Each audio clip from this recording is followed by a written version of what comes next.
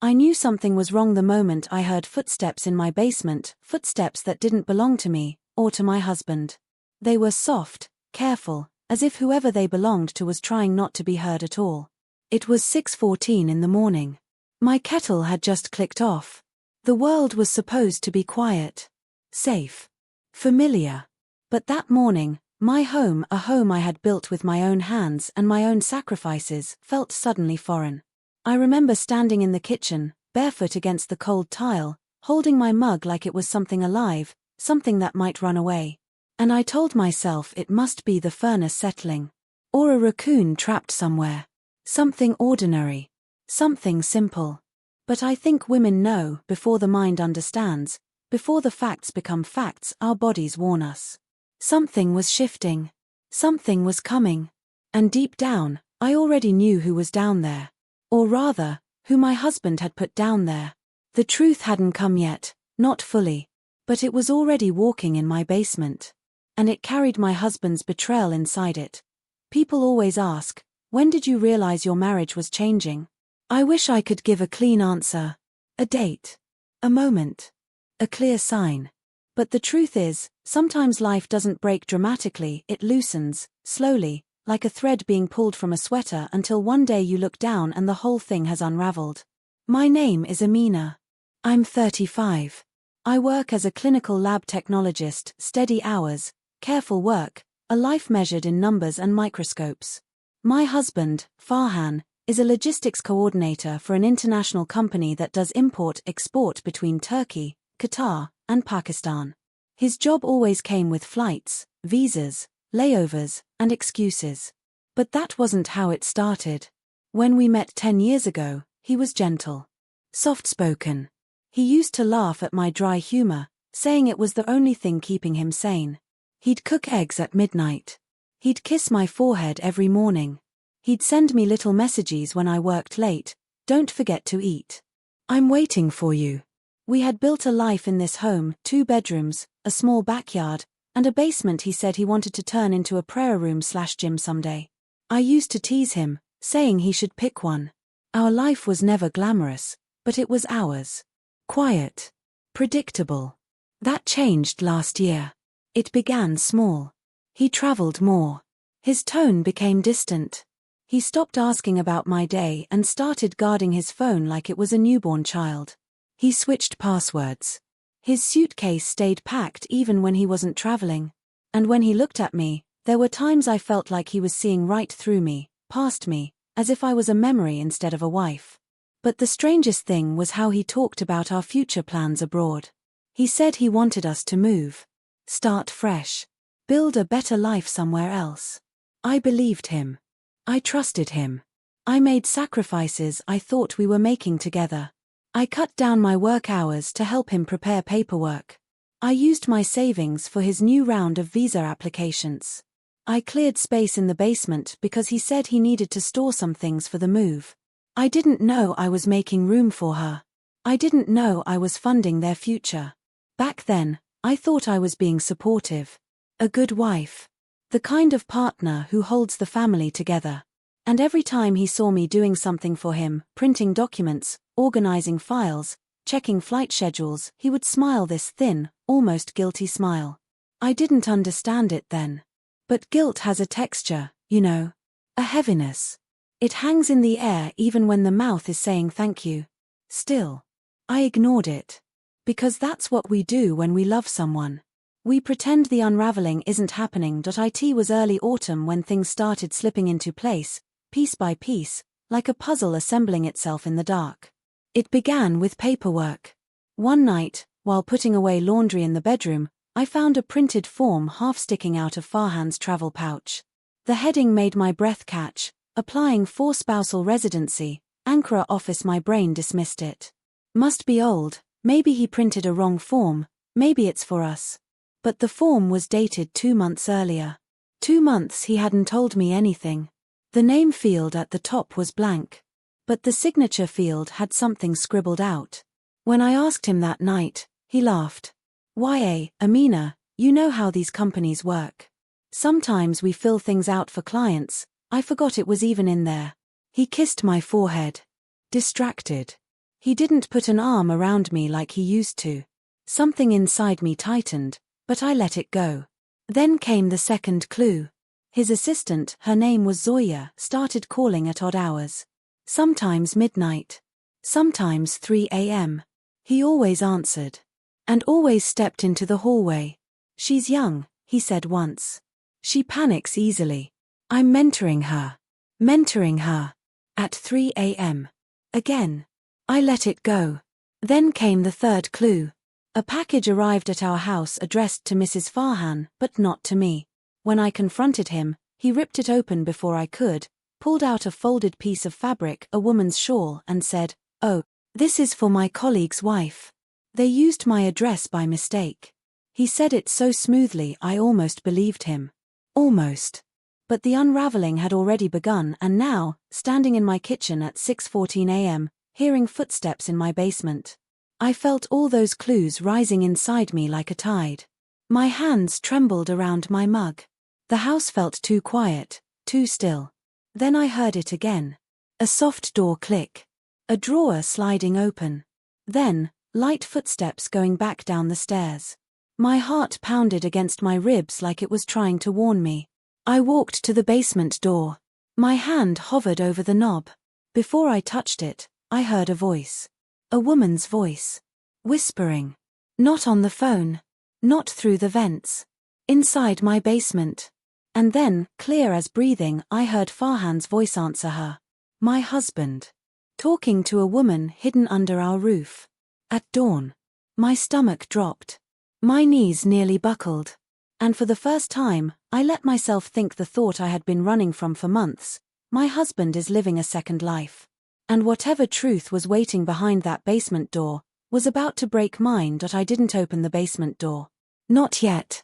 Not because I was afraid of the truth, though maybe I was, but because something in me needed one more second to breathe. A second to remember who I was before this moment. Before suspicion turned into confirmation. I pressed my ear against the door. At first, I only heard a soft rustling. Someone moving. A drawer being shut. The faintest clink of metal, like a spoon against a cup. Then a woman's voice. Soft. Young. Not trying to hide anymore. "Farhan, she's awake." My blood turned cold. My breath froze. And then came his voice. Calm. Too calm. "It's fine. Stay downstairs until I talk to her. Stay downstairs. Until he talks to me." My hands shook uncontrollably.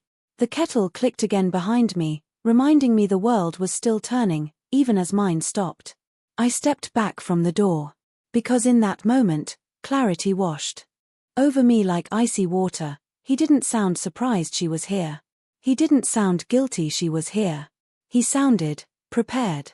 As if he had planned for this moment. I felt my throat tighten. I didn't open the door. I walked away. I don't know why, but something inside me said, not like this. Not when I'm shaking. Not when he gets to set the scene. So I went upstairs. I sat on the edge of my bed, clutching the mug I hadn't even tasted, and stared at the wall like it was the last stable thing in my life. I heard Farhan's footsteps coming up the stairs. Slow. Heavy. Practiced. He hesitated outside our bedroom door, as if rehearsing. When he pushed it open, he didn't look startled. Or apologetic. Or panicked. He looked tired. As if I were the inconvenience. "You're up early." His voice tried for casual, but it didn't land. I didn't answer. He rubbed his forehead.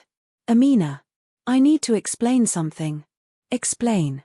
He said it like he was telling me why he came home late, not why a woman was living beneath our floorboards. I set my mug down carefully on the nightstand. "Who is she?" My voice came out steadier than I felt. He swallowed. His eyes flicked to the floor. "Her name is Zoya. The assistant. The girl he was mentoring. The shawl owner. The voice in my basement." I didn't flinch. I didn't gasp. I just waited. She needed a place to stay," he said, sitting on the edge of the bed, but far from me. "Her visa situation is complicated, and she doesn't have family here." My jaw tightened. "So you brought her into our basement without telling me?" He nodded once. Too quickly. It was temporary. Temporary. Footsteps in the morning. A woman whispering. A man too calm. Temporary. I stared at him carefully. Why couldn't she stay somewhere else? He exhaled. Because she's special to me. And there it was, the thread that unraveled everything. My chest tightened with a sharp, physical pain. I opened my mouth, but no sound came out.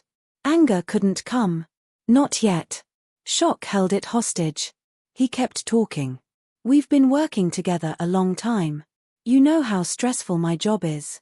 You know how alone I feel sometimes. Alone. As if I had not been right there. As if I had not rearranged my life for him. As if I had not waited up for his flights and ironed his shirts and held him when he cried after deadlines. But somehow, he had been alone. I stared at him, the man I had slept next to for 10 years, and I didn't recognize him.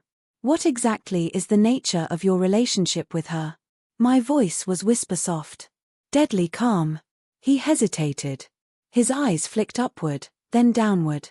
And then he said the sentence that ended the marriage we had both been pretending was alive. Amina, in Turkey, I married her. The world didn't crash. The room didn't spin. Nothing dramatic happened.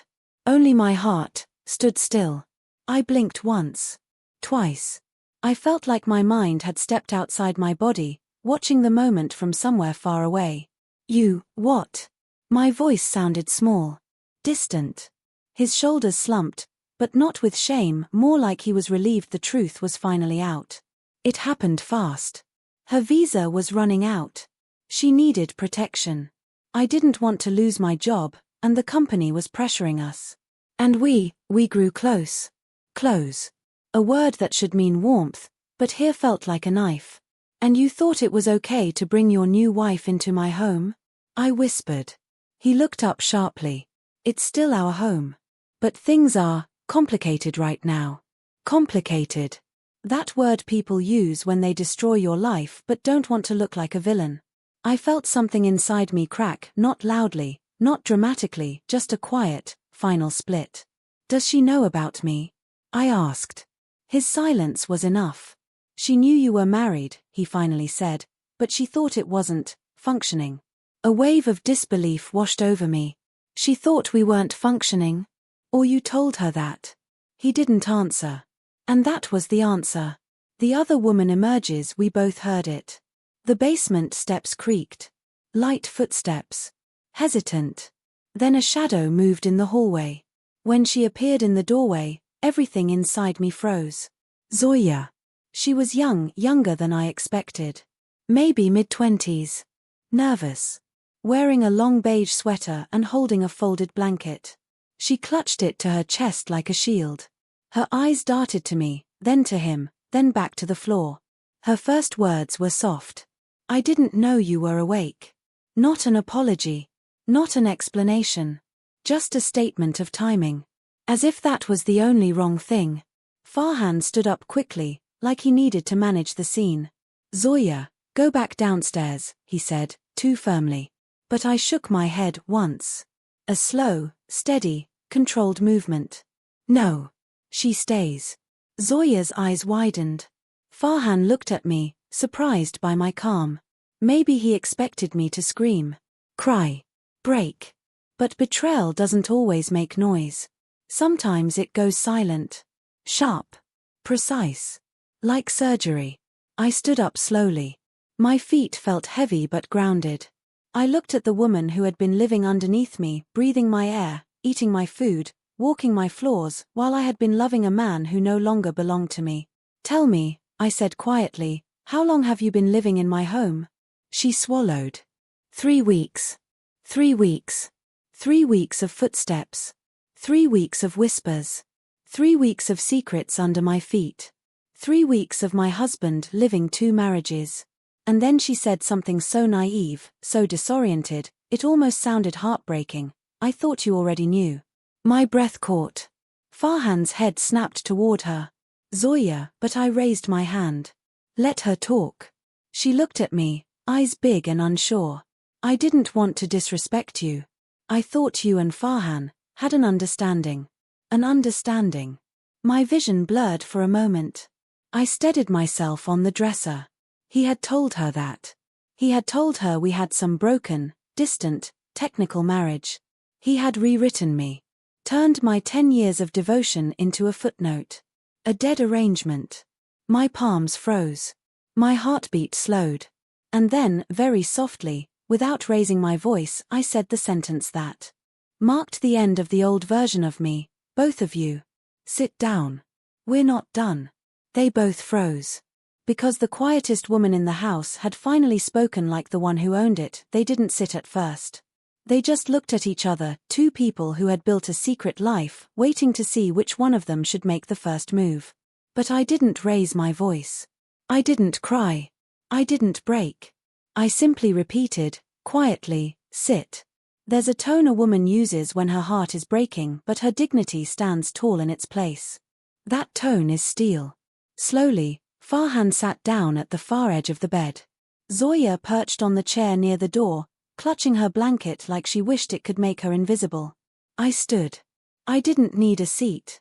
Sometimes the person with the most pain in the room is also the one holding all the power. I folded my arms, more to keep myself from shaking than anything else. How did this happen? My voice felt calm, unfamiliar, like someone wiser had borrowed my throat. Farhan rubbed his face. Amina. I told you. It was her visa. Things were chaotic. One thing led to another. One thing led to another. I let the words settle in the air. Heavy. Ridiculous. You married her, I said, each syllable controlled. That's not a thing. That's paperwork, signatures, witnesses. That's intention. Zoya flinched, like she hadn't expected me to be this direct. I turned to her next. Did you know he was still living as my husband? She twisted her fingers nervously. I knew he was married, yes. But he said the marriage wasn't active. Active. I almost laughed, not because it was funny, but because the pain was too big to process. What does active mean? I asked softly. She blinked. Like, emotionally. He said you two were just roommates. Roommates. 10 years of marriage. 10 years of holding him through job losses, migraines, funerals. 10 years of carrying love and sacrifice. Reduced to roommates. I exhaled slowly so the anger wouldn't spill out. And you believed him? Her eyes filled with confusion and regret. He said you had separate lives. He said you were focused on work and didn't want to move abroad. My stomach dropped. Focus on work. Didn't want to move abroad. The same story he had told me, but flipped, twisted, customized. Farhan shifted. Amina, there's no point going into details, there is every point, I cut in. Because I'm living in the consequences of those details. He looked away. Zoya's voice cracked a little. I didn't want to be the reason your marriage ended.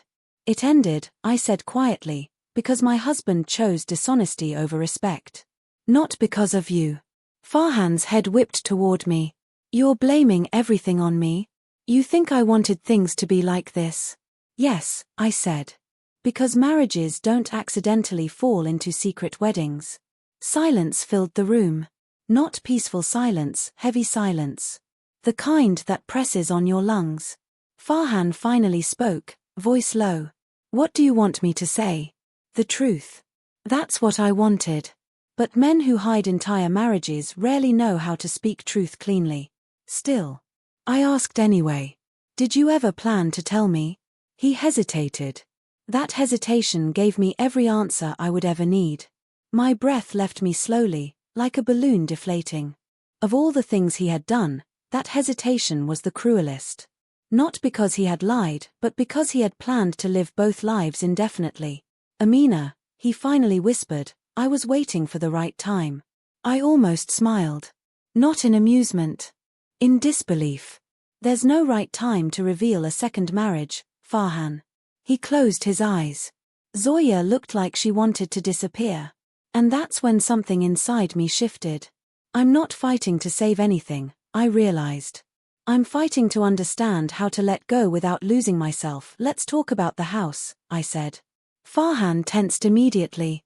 Why the house? Because she's living in it, I replied. And because you've brought another wife into my space without my consent. Zoya spoke softly. I can leave if you want. I shook my head. Leaving isn't enough. I need clarity. I looked at Farhan again. Is she planning to stay here long term? He hesitated. Only until her paperwork settles. Which paperwork? I asked. He avoided my eyes. The spousal visa extension. My stomach twisted. So you married her abroad, and now she's applying for residency here, through you. He nodded once. And you expected me to live upstairs while you processed another wife's documents downstairs? He looked away. I didn't think it would be this complicated. A laugh escaped me, quiet, dry, humorless. Most people manage to understand that secret marriages are complicated. His jaw tightened. Amina, I didn't want to hurt you. You did, I said simply. But that's not the point anymore. I pointed toward the floor. This home is not her immigration shelter. This home is not your double life headquarters. This home is not going to accommodate betrayal quietly. Zoya lowered her head. Farhan clenched his fists. Amina, she can't just leave. She has nowhere, she has you, I said sharply. And you have her. But both of you don't have this house. Their eyes shot up. Because the quiet wife had stopped being quiet. I took a long breath, my voice steady. Zoya, I don't hate you. You're young. You believed someone you trusted. But you cannot stay in my home. Her eyes filled instantly. I understand. Farhan stood up, panicked. Amina, be reasonable. I am, I said. For the first time in months, I am. I picked up my phone from the dresser. You have 3 days, I said quietly. Both of you. His face drained. What do you mean both? You will find her a place to stay. You will remove your things from the basement. And you will leave with her. He stared at me like I had slapped him. You're kicking me out of my own home? No, I replied. I'm removing people who don't respect the person who built it. A tear slid down Zoya's cheek. Not manipulation, realization. I'm sorry, she whispered. I nodded once. But I didn't cry. Not yet. Later. Maybe. When the house was quiet again. When the basement was empty. When I could finally breathe without tasting betrayal in the air. For now, I stood in my dignity. For now, I held my ground. And for the first time since this unraveling began, I felt a small flame of strength forming in my chest. This wasn't the end. This was the beginning of my reclaiming. Farhan didn't speak for a long moment. He just stared at me as if I had suddenly become someone he no longer recognized. As if the quiet, compliant wife he thought he could manage like a household chore had grown a spine made of steel overnight. But I hadn't grown it overnight. It had always been there. He had just never expected to see it. Amina, he finally said, voice cracking just slightly. You can't be serious. I am. My tone was level, not raised. I didn't need volume. Truth speaks loudly on its own. Zoya's fingers tightened on her blanket. She looked so small, so young, so unsure. For a fleeting second, I felt something. Unexpected, pity. But pity is not forgiveness. Pity is not permission. And pity does not cancel wrong. You both need to leave, I repeated. 3 days. But where will we go? Farhan demanded. I lifted my chin. That is not my responsibility. He opened his mouth again, maybe to beg, maybe to argue, but I raised a hand. I spent years carrying responsibilities that were supposed to be shared, I said softly.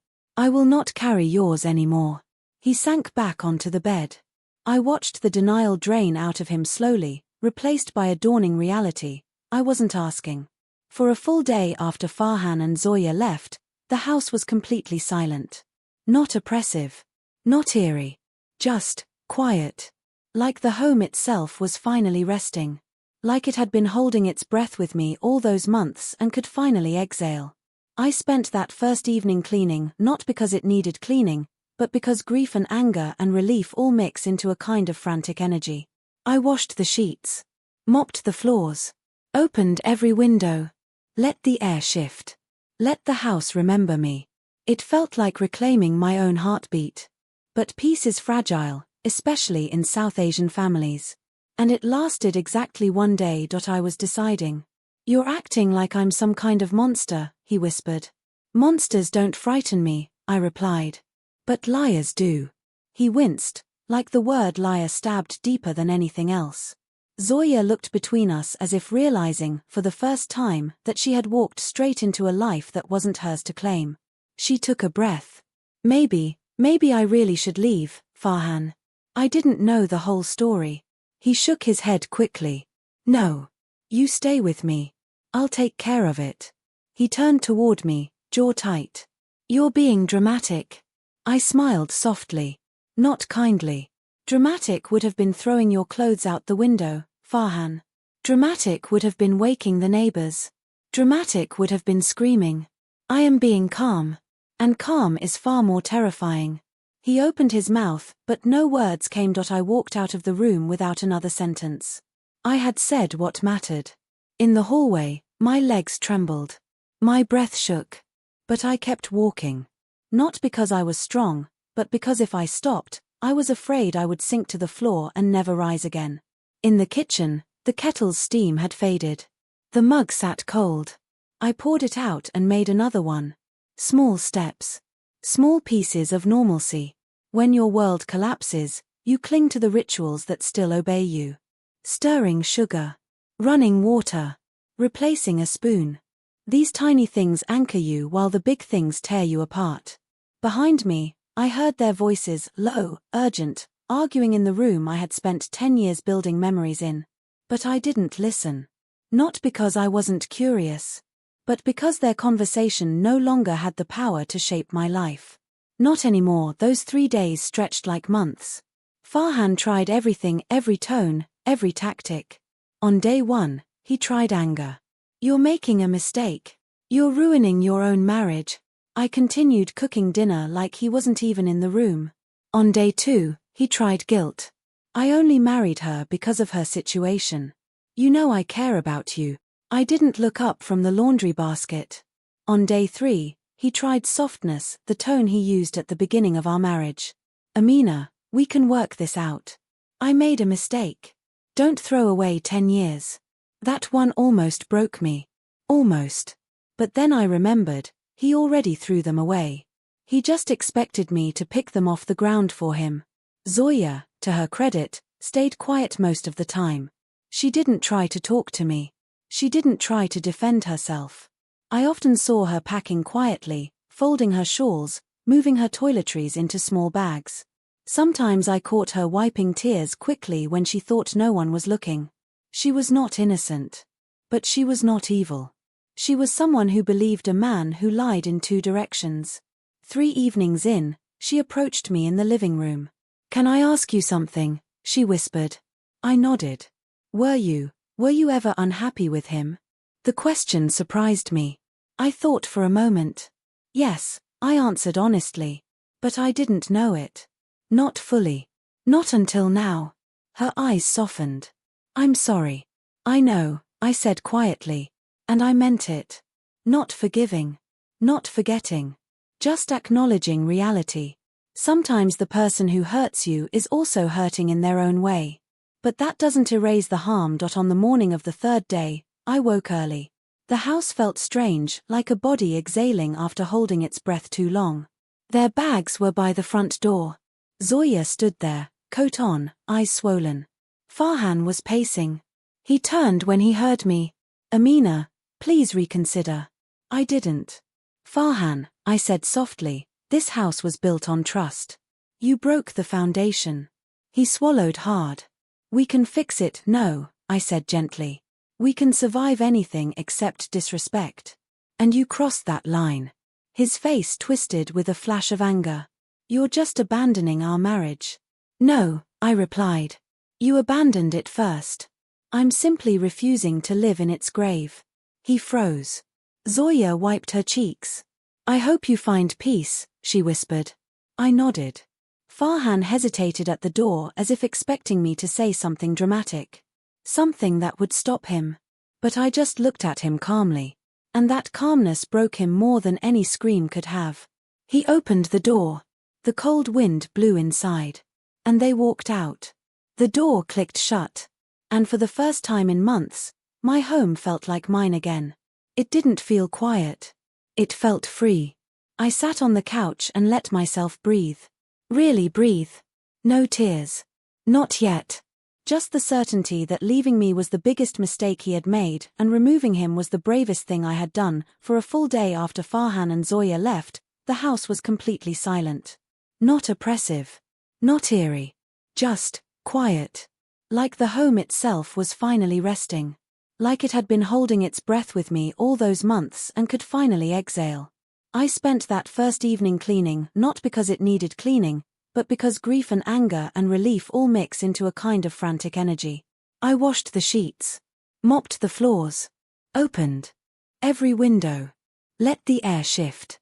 Let the house remember me. It felt like reclaiming my own heartbeat. But peace is fragile, especially in South Asian families. And it lasted exactly one day. The next morning, my phone buzzed non-stop. First my sister, then my cousin, then my mother. I ignored all of them until my mother's fifth call. Only then did I answer. Her voice came through loud, anxious, dramatic in the way only a worried mother can be. Amina, Beta, what is this I am hearing? I closed my eyes. Of course Farhan had run to my family first. Men who lose control at home often try to regain it through reputation. What did he tell you? I asked, stirring my tea calmly. That you threw him out of the house, she cried. That you have gone mad. That you are breaking your own marriage. I exhaled. Slowly. I see.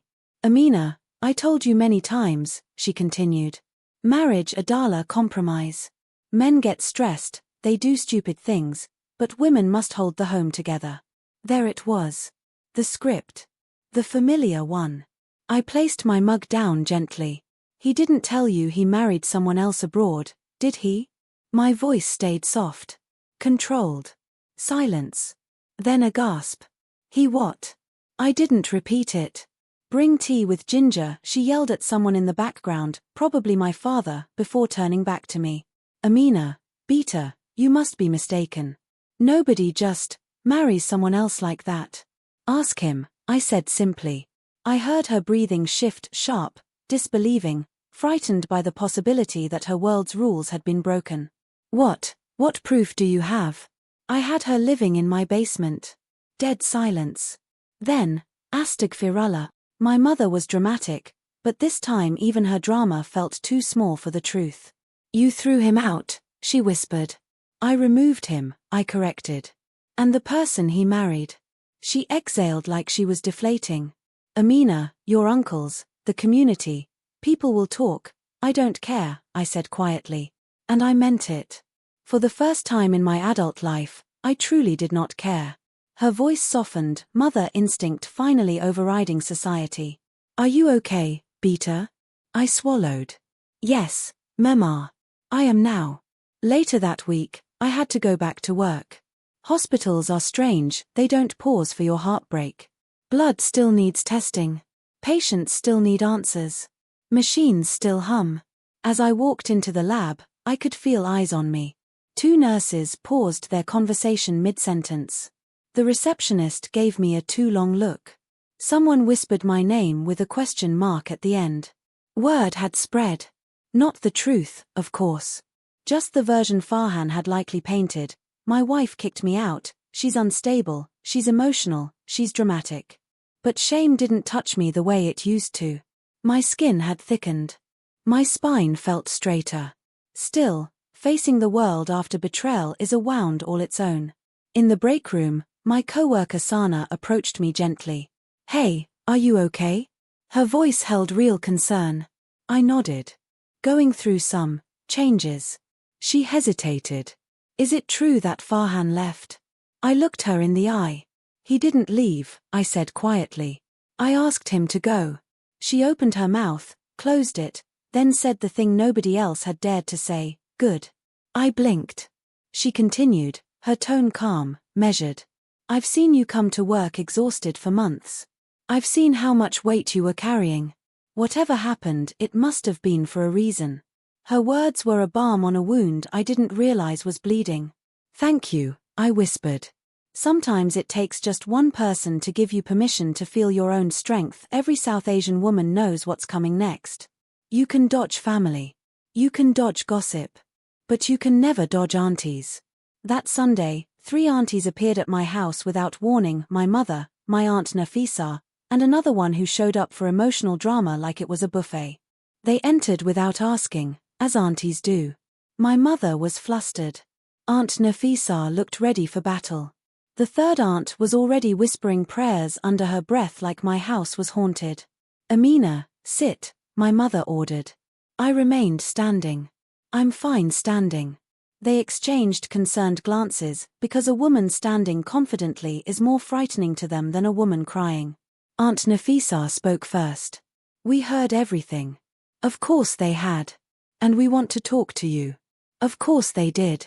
I folded my arms. "Say what you want to say." Aunt Nafisa cleared her throat dramatically. "Beta, you could have handled this privately." "I tried," I replied. Mother added, "You shouldn't have kicked him out like that. He brought another wife into my home," I reminded them. The room went silent. Even the prayer-whispering aunt stopped mid-amin. "And he hid it," I continued. "He lied. He manipulated. He expected me to accept it quietly." Aunt Nafisa sighed deeply. Her tone softened in a way I didn't expect. "You did the right thing," she said finally. I blinked. She looked at me with a mixture of sadness and admiration. "We all loved Farhan. We thought he was good. But what he did, a woman does not deserve that." My mother lowered her eyes, pride dissolving. "We will support you," she whispered.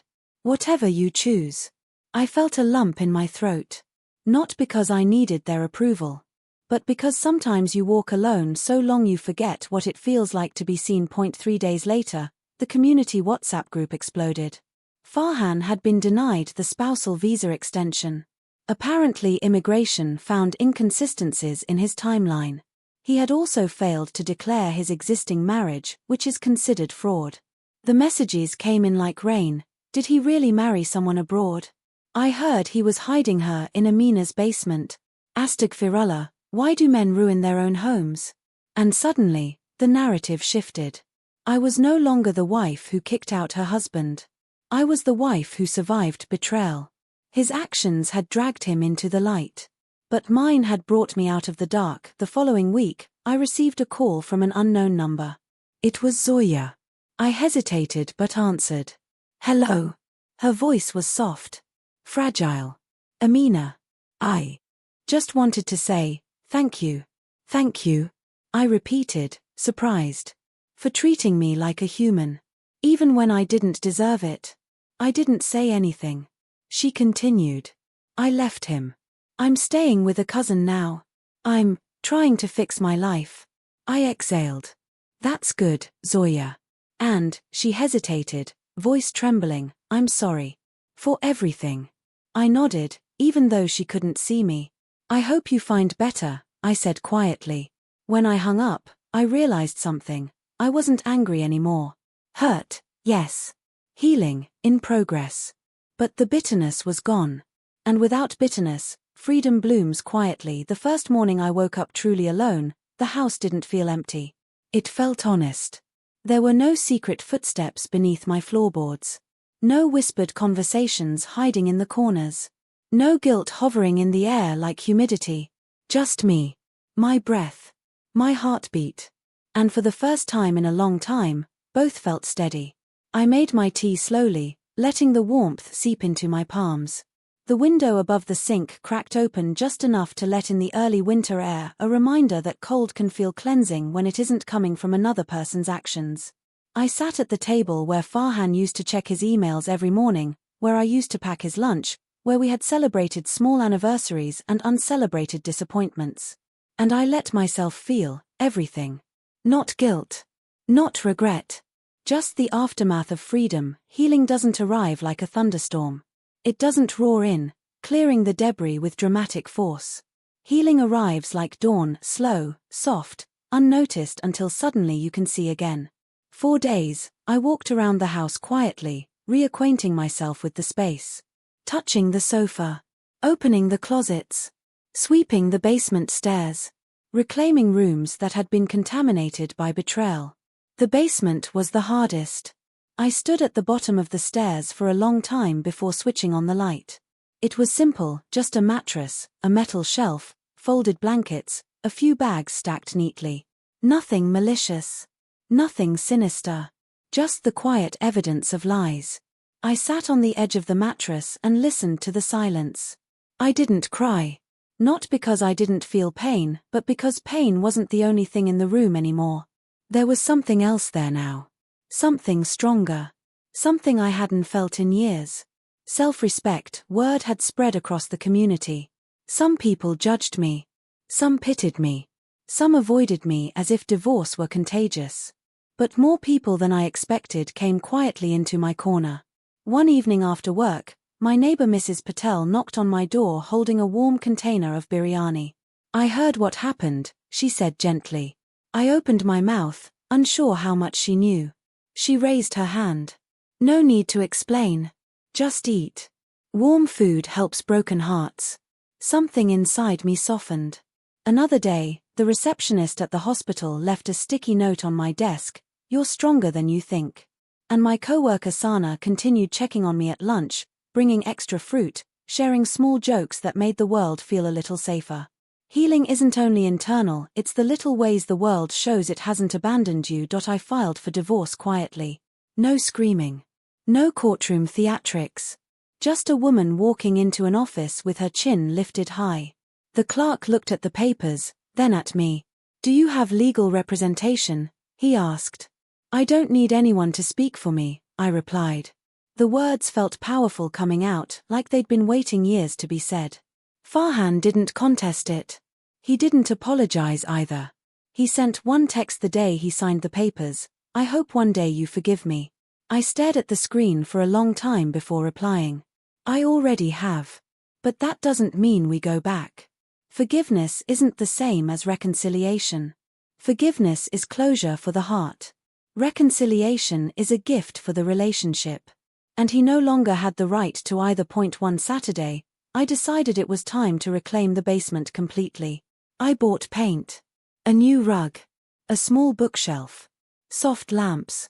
As I painted the first stroke across the wall, I felt something unlock in my chest, like I was rewriting the story that had taken place here. I turned the space into something peaceful. Something fully mine. A reading room.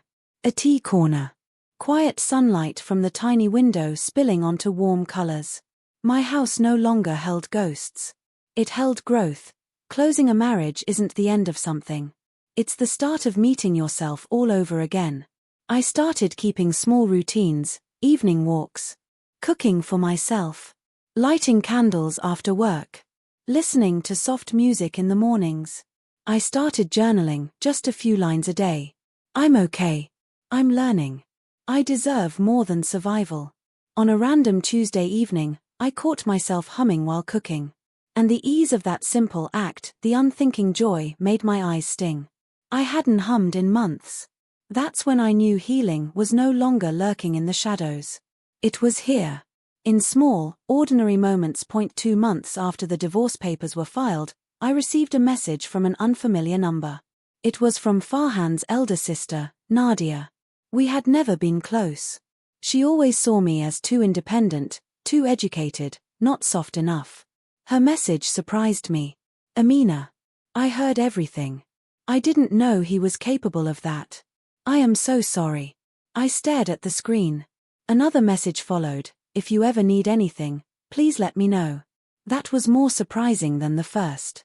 People who once sat in judgment of you often become quiet when life shows them a mirror. I thanked her politely. She replied, "You deserved better." And reading those words, from someone who never believed in me, I felt another space inside me heal. It didn't happen the first day. Or the first week. Or even the first month. It happened unexpectedly. I was rearranging old photo albums when I found a picture of us from our early years, a road trip, wide smiles, messy hair, a time before lies seeped into the foundation. Looking at that picture, I finally felt it, not heartbreak. Not longing. Grief. Grief for the version of me who had loved blindly. Grief for the woman who had given more than she ever received. Grief for the dream I had believed in so deeply. I sat on the floor and let the tears come quietly. Not sobbing. Not shaking. Just release. Crying wasn't weakness. It was closure. And once my tears stopped, I felt lighter. As if I had washed the last traces of him out of my some nights, I sit on my new sofa in the basement, my reading room now wrapped in a soft blanket, sipping tea, the lamp casting a warm glow. And I think about how love can be both home and hurricane. I think about betrayal, how it can break you but also uncover parts of you that were waiting to be born. Mostly, I think about me. The woman who walked through fire with grace. The woman who stood tall in the face of humiliation. The woman who chose self-respect over societal pressure. A woman who is no longer afraid of being alone. Because alone, I discovered myself. And myself was worth discovering. Healing didn't come in one moment. It came in hundreds of small ones. Like the first time I laughed at a joke at work and didn't feel guilty for being happy. Like the day I rearranged the living room and realized every piece of furniture finally felt mine. Like the afternoon I sat on the porch with a cup of chai and watched children playing on the street, and realized the world hadn't stopped when my marriage ended. I began filling my days with gentle rituals, a walk at dusk, when the sky turns soft purple. A weekly visit to my favorite bookstore. New recipes that filled the house with spices and warmth. Saturday mornings spent watering the plants I once forgot to care for. Slowly, piece by piece, I rebuilt a life that didn't revolve around someone else's lies. A life built on my own peace. And the more I grew, the more I realized something shocking. My home was happier without him. And so was I. News travels in circles, especially in tight-knit communities. Months later, I heard through quiet whispers that Farhan's situation had worsened. His company terminated his contract for falsifying marital records. Immigration denied his appeal. He and Zoya had quietly separated. People who once praised him now avoided mentioning his name. Not out of cruelty, but because truth has a way of showing itself eventually. I didn't celebrate his downfall. I didn't feel satisfaction, or revenge, or triumph. I simply felt distance. Like watching someone drift down a river you no longer need to cross. He had chosen his path. Life had responded. That was enough. One afternoon, a small white envelope appeared in my mailbox with handwriting I instantly recognized. Farhan. My heart didn't race. My hands didn't shake. I took it inside and opened it calmly. The letter was short. Amina, I won't ask for forgiveness. But I want you to know, you were the best part of my life. I ruined the only home I ever had. And I hope one day you find someone who never risks losing you. Farhan. I traced the words with my finger, not with longing, not with hurt, but with acceptance. Some endings come with fire. Some come with silence. Ours came with truth. And truth, finally, no longer stung. I folded the letter and tucked it into a drawer, not because I needed it, but because it was the final piece of closure I didn't know I was waiting for. The woman I am now today, I am not the woman who whispered her needs. Not the woman who walked on eggshells. Not the woman who accepted crumbs and called it love. I am someone new. Someone who speaks clearly.